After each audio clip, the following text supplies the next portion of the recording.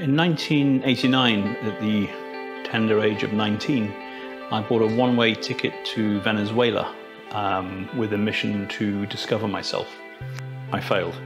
A few months later, I was sitting on top of a mountain in the Andes in Bolivia, and I realized that I was going to have to go back to university and study. And I wasn't quite sure what to study.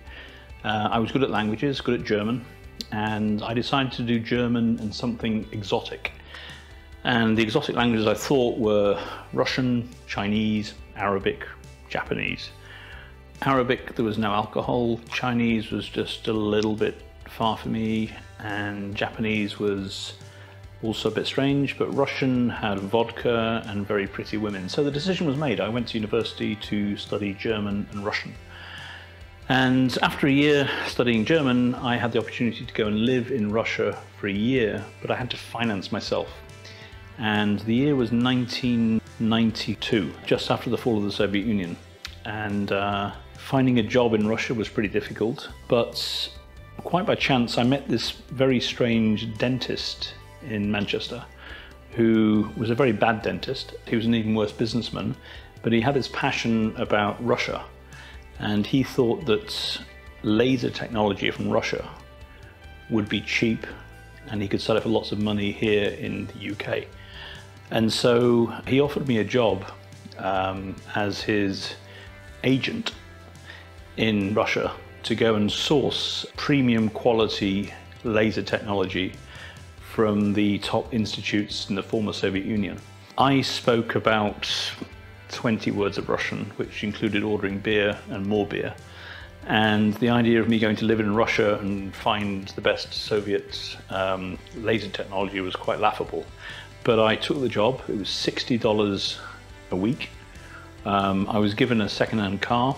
I had a free apartment in St. Petersburg. And I went with a friend of mine, Fiona, and we drove from Munich all the way through Finland and into St. Petersburg. And I had one contact, a guy called Misha, who was a physicist. And I only spoke 20 words of Russian, but my Russian knowledge was far superior than my physics knowledge. And so when my only contact was a non-English speaking Russian physicist who was very passionate and spoke very quickly, I knew I was in trouble.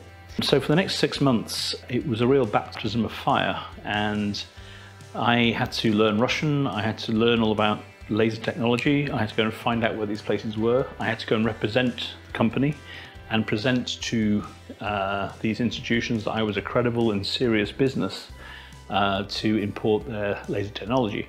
I learned that the most prized of all the laser crystals was titanium sapphire. And so I spent some research and I found that the premium titanium sapphire producers in the Soviet Union. And I went to see them. It was a former secret military base just outside, a research base outside of Moscow. I had my $5 Russian suit. I had my gold lame business card. I was the real deal. And I went, and I couldn't recognize a titanium sapphire crystal if you put one in front of me and said Happy Christmas from titanium sapphire crystals. I had no idea what these things looked like. And I went into this complex, and the guy welcomed me very, very warmly. And he said to me, "Mr. Bradbury, we are so honored to have you here, because 1 month ago, we had a delegation from NASA. Last week, we had a delegation from the Israeli Defense Force. Yesterday, we had the American Department of Defense. And today, we have you, our first ever British client. And we look forward to doing huge business." And I somehow got through the meeting. I somehow got through the next 6 months. But I still have no idea what a titanium sapphire crystal looks like.